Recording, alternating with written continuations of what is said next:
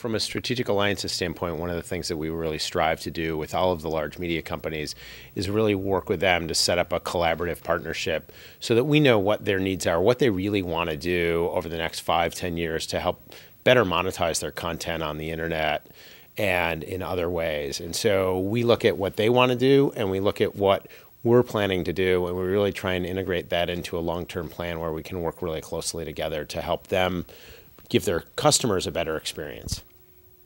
You guys are a software company, so is that how you make your money out of the media alliances, or just explain a little bit how that works? So overall, Adobe has the Flash Player, and the Flash Player is on 99% of all PCs.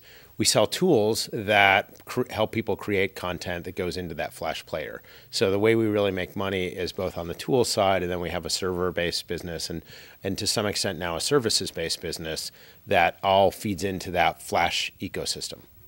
Tell us a little about the services business, because that's not as widely known. Yeah, so the services business is really something that's sort of in its infancy. We have things like Photoshop.com, which is a Photoshop web-based solution that lets people edit their films and images. And then we also have things like Cooler, which is a color picking application, which is a small service we've developed in conjunction with the Creative Suite. So we're looking at more and more of how to extend the brands that we have to develop services. Our biggest service, though, is Scene 7, which is an image sort of manipulation and storage facility. All of the major e-commerce companies use Scene 7. When you go to an e-commerce site and you look at an image and it says, do you want to zoom in on that image? Scene 7 is undoubtedly behind that. Internationally, we're seeing some really interesting things happen. Probably the best example is the BBC came out with the iPlayer, and we worked with them to launch that player. We had sort of a crash team put together for about 8 weeks, and were able to launch that.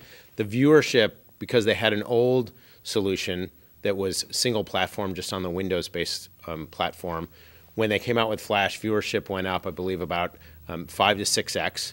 And now the last statistic I heard was somewhere between 10 and 15% of all internet traffic in the UK is this iPlayer video traffic. So it's really fundamentally changed the way people consume content in the United Kingdom.